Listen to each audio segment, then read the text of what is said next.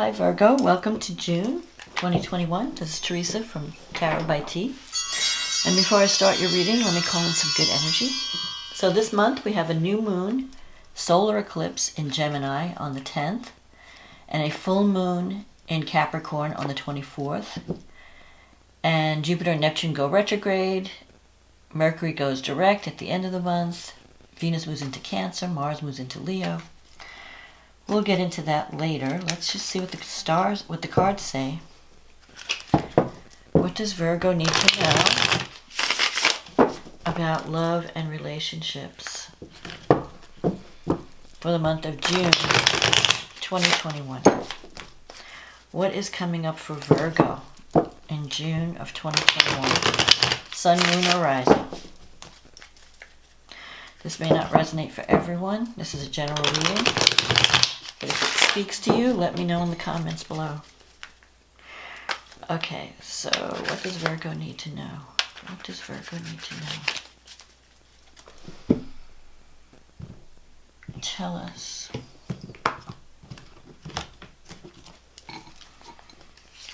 Seven of Pentacles. The Six of Swords. The King of Wands. The Hierophant, the Four of Swords, the Nine of Pentacles, the Eight of Cups, the Page of Cups, the Four of Pentacles, and the Knight of Cups. And the card underneath the deck is the Knight of Wands. So you start the month off with the Seven of Pentacles. This is a card of someone who has planted seeds and is waiting to see. So you've taken action. And you've set some things in motion, and now you're kind of waiting to see where it's going to develop, how it's going to develop. You're hoping to move away from a difficult time. I feel like the Six of Swords is navigating through difficulty and moving toward greater harmony. So if you might be in a relationship where you're struggling to overcome some difficulties, you might need to communicate more with your partner. Some of you may even think about walking away completely. So, because I'm seeing this Eight of Cups here. But the Six of Swords generally is movement away from difficulty, movement towards something better. You have the King of Wands here with the Knight of Wands. So, this is a card of movement also. You might even be thinking about either changing jobs or moving into a new location. If you're leaving a relationship, you might be moving out, for example. Or someone may be moving out. There might be some movement there. Maybe you're needing more adventure in your life in some way. It could also mean a job change. Sometimes the Knight of Wands is about, moving into something more adventurous. Something that's more exciting. Now the King, this could be someone that you're dealing with, that you've known for a while. The King of Wands is a good leader. Could be a fire sign, but don't get stuck on the fire, because it could be anyone. I mean, because even though it could be someone who has a lot of fire in their chart, even though that's not their sun sign. So the King of Wands is someone who's very outspoken, very take charge kind of person. A good leader, and also a good mentor. So you could have someone in your life that's giving you good advice, that's guiding you toward this new adventure. Whether it could be a relationship, but it could also be a business partnership. I'm seeing the Hierophant here as a recent development, something that has influenced your life, but it's now fading. The Hierophant is about doing what's expected, following tradition. So maybe up until now, you've done what you think everyone wants you to do. And you're doing the right thing because you want to do the right thing. Maybe you're in a relationship that your parents approve of, or, especially if you're in a committed partnership, you may be thinking, well, if I want to leave, well, how's that going to, affect things? Or if there's something that, like maybe you've taken more of a conservative approach in the past and now you're looking for something more exciting. The Hierophant also represents sharing your wisdom. It also represents that you could be involved with someone that was very kind of stubborn, because the Hierophant sometimes relates to Taurus energy, but it relates to it could even be corporate. You know, you've been dealing with organizations that have been around for a long time. They have very rigid policies. And you're just doing what's expected. You're doing a tradition. You're taking the traditional approach. But I feel like that's ending because you want more excitement in your life. You want more. You're wanting something else, something that's more fulfilling. It's not enough to just do your job or be in a relationship and do what's expected of you. You're wanting more. You have the Four of Swords here. So you're coming out of a period of quiet solitude and rest. Maybe you're healing from something. It could have been some kind of health crisis and you're taking time out to heal. Or you could have just been keeping to yourself, especially with the pandemic. And now you're thinking of, getting out more, being more visible. You could even be thinking, I know this is a love relationship, but I'm seeing a lot of career here. A love reading. The Nine of Pentacles, for some of you who are not in a relationship, okay, this can work two ways. One, you might be thinking of leaving a relationship because it's no longer fulfilling. And there might be someone new on the horizon that's tempting you to move out of a relationship where you're not happy. That's one scenario. The other scenario is with the Nine of Pentacles, you may be doing really well financially, career-wise. You feel secure. This card comes up sometimes when someone is an entrepreneur or they have work that allows them a lot of control and freedom. But you're going to be doing well. I'm seeing financial security, holding on to your finances, holding on to something that's safe and secure. But the Nine of Pentacles, the woman is enjoying her garden, but she's lonely. So, especially with this card, the Four of Swords, and then the Nine of Pentacles, I feel like if you're not in a relationship, you're going to be looking for one because you're tired of being alone.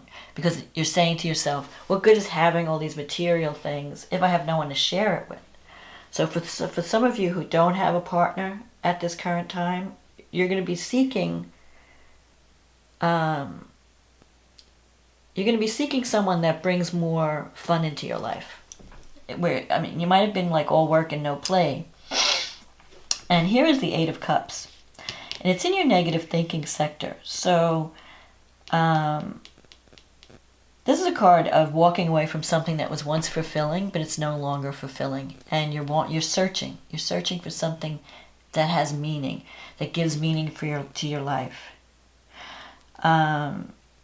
So for some of you, I'm feeling like you're walking away from a relationship that just its time is up, It had its time and now it's just not working. You're worried about maybe how a child is going to react to this because you have the Page of Cups here. This could be children in your environment or child who's very sensitive. You're worried about how are they going to react? Are they going to be okay with your decision? But it can also mean, if it doesn't represent a child, it can represent a message of love. And then you have this Knight of Pentacles. A Knight of Cups. That's a romantic proposal. So someone is going to be approaching you with some type of proposition. It could be romantic. It could be a message of love.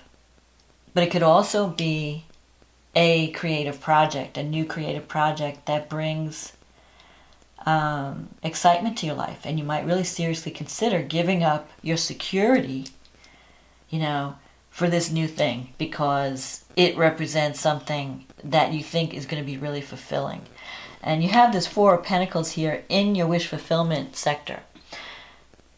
Sometimes that can mean you're holding on too tightly to your security. You're not willing to take a risk or a chance for something better. It's like the devil I know is better than the one I don't know, or I have something good now, I don't want to give that up. But it can also mean that you might be too controlling and trying to control the outcome. So you have to go with the flow. Don't be afraid to release. And you can't control every little detail in this situation. Especially with this Cups energy, you have to flow. It's water energy. So you have to flow with the idea and don't get too rigid about it. Just let it flow, Do meditation or breathing techniques that help you to relax so that things can flow. So your intuition, you can capture these ideas and let it flow. And especially if it's a relationship, just take it one day at a time and just let things flow. Don't try to control the outcome. But I feel that you are moving towards something better, and you are moving away from something that maybe has been really established in your life that gave you a lot of security, a lot of love in the past, but it's just no longer doing it for you. And there are new opportunities coming up. So let's see what the astrology has to say. So you have a new moon eclipse in your 10th house. So that's more career. It could be career, that you're changing jobs, you're changing your direction, your career path. It could be an exciting new beginning that comes in that will involve you more in communication, because Mercury is conjunct this new moon, but Mercury is retrograde. So it could bring some people back from the past. You might be getting a message from someone that you used to deal with. It could be an old flame that's coming back, or an old work partner. And you may have an opportunity for a new beginning. And it could change your trajectory of your life. It could change your career. It could change your life path. The 10th house is also, it's not just career. It could also mean like going from married to single or single to married. Now, this new beginning is trine Saturn. And Saturn is, let's see, where is Saturn? It's in your 6th house, definitely. So here's another work house. So I feel like these changes are going to be more career related than romance related. But you could still have some kind of, well, let's just look and see where Venus is at. So you have Neptune in your 7th house. And Venus is moving into Cancer in your 11th house. So that could mean a friendship. A friendship could turn into romance when Venus goes into the 11th house. And Venus is sextile Uranus in the 8th. So this could be a really intense partnership. Someone that really pushes your buttons or helps you to see, like if you've avoided intimacy in the past, you may not be able to avoid it with this partnership, because this person, the 8th house is about deep emotion and transformation. So with Uranus there, it's like breaking you free, creating this new energy that could be sudden. You could develop sudden feelings for someone, and it causes you to go really deep within yourself and form a deep connection, maybe something that you've never had before, something that can transform your life. Mars is in Cancer, but it's going to be moving into Leo, and before it does that, it's in your 11th house. It's going to oppose Pluto in your 5th. So there could be some power struggles dealing with children, friendship, also romance. Maybe someone's wanting you to maybe make a friendship or a romance more than what it is, and they're putting some pressure on you, like, make a decision. Or it could be that you're involved in a partnership and maybe one of your children is not happy with the partnership, and so there could be some power struggles there. It could also mean that you're going to take action, because Mars is energy, to do something fun for once in your life. Like, I really feel passionate about this creative project. I really feel passionate about what I'm doing, this new romance, or whatever it is that you're doing that brings fun and romance into your life, or fun and pleasure. The 5th house is the house of pleasure. And you may have to stand up for yourself, because there might be people that are wanting to prevent you from doing what you want to do. So there'll be some kind of a struggle. Or a power play, because Pluto represents power and manipulation. So don't fall for anyone's, manipulation during this time.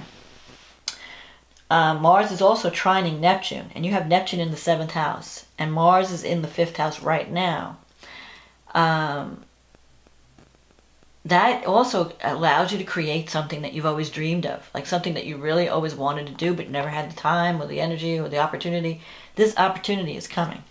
And if you can get through the hurdles, you can create something that is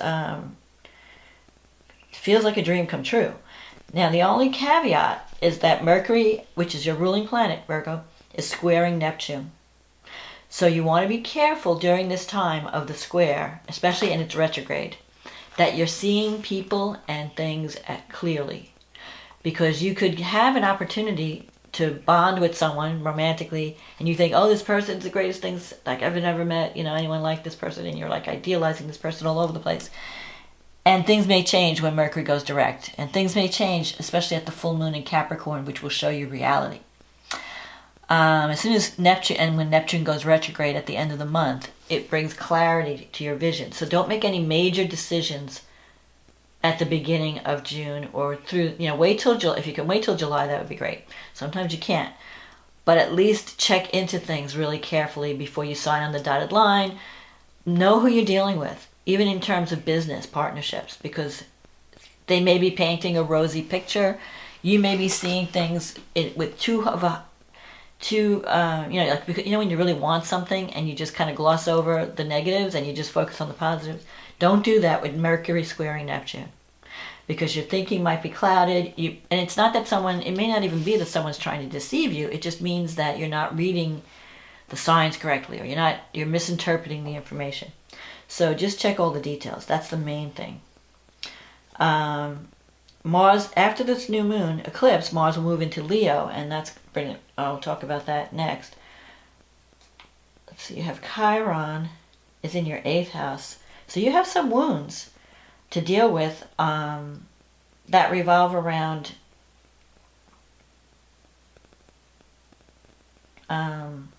intimacy.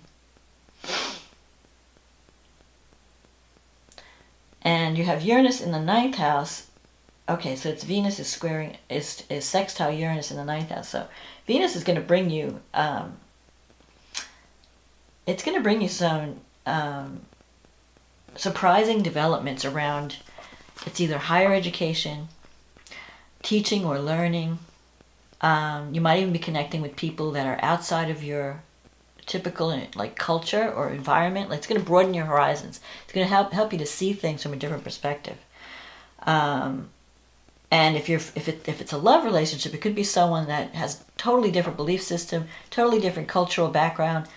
You're really going to get stretched through this partnership, and which could be fun. It can be exciting. Okay, so then we have the full moon in the 11th house. In the 5th house. I'm sorry. The sun will be in the 11th. The moon will be in the 5th, and the sun will be, and also you'll have Venus in there. So something is coming to completion when this full moon happens at the end of the month. And it's a full moon in Capricorn. Capricorn shows you reality. Capricorn shows you the work that you have to do to achieve your goals. So don't make any decisions until at least you see this full moon, because the full moon will bring things to light. If you've been misreading something or you're not seeing things clearly, the full moon will bring some things to the surface so that you can make a better decision. So, but you still have Jupiter in the 7th. Jupiter's in Pisces at least until August. I think Jupiter is retrograding on the 20th. It will still be in Pisces for June, but at some point it's going to move back into Aquarius. But while it's in the 7th house, it usually brings really partners that have a lot of money, So if it's a romantic partner, this person will help you financially. If it's a business partnership, this person has funding that's going to help you achieve a business goal. When planets go retrograde, you may start to take a pause and rethink your commitments. Because if you've taken on more than you can handle, or if you went over the top on something, you can kind of rework your plan or tweak your plan. So I feel like at the end of the month, you're going to feel, you're going to gain more clarity. So don't make any impulsive moves at the beginning or the middle of the month. Wait till the end of the month and even into July before you make a decision that's going to really, where you're going to cross a line, where you're going to release something that you can't go back to. So wait till July to make any life-altering decisions, because you're going to have opportunities. Mars will be in the 12th house when it moves into Leo, and it will square Uranus and Saturn. It will oppose Saturn in your 6th. So there could be something may happen in your work environment that is upsetting. You may feel blocked by authority figures. And you've got Uranus T-squaring Mars and Saturn. So you're going to feel like taking action, like doing something. Something unexpected may come out of the blue with Uranus. that may break up the stalemate, that may cause you to, like, there could be something, like maybe you're going to jump into a new project or do take action that involves teaching, learning, or maybe go back to, maybe you might even want to get trained on something so that it can free you from this stalemate. Because Mars in the 12th, you may be like feeling frustrated, and you may be holding in your anger. And with Saturn in the 6th house, you have a lot of work. You're overwhelmed at work.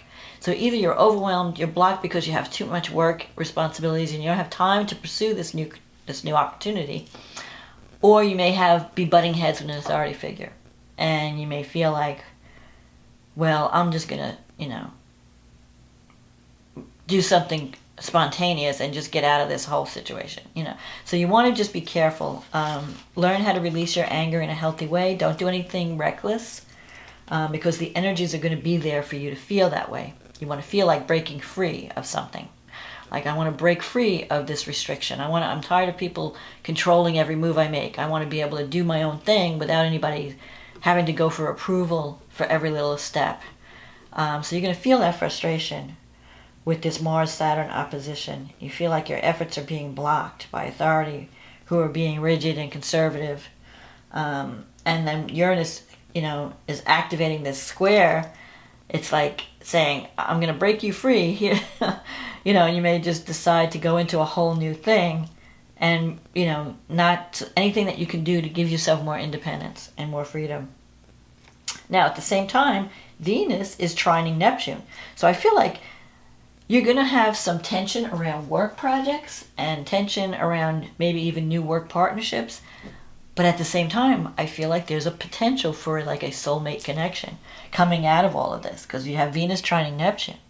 And Venus opposing Pluto, the feelings are going to be really intense. So whoever you're meeting under this energy is going to transform your life in some way.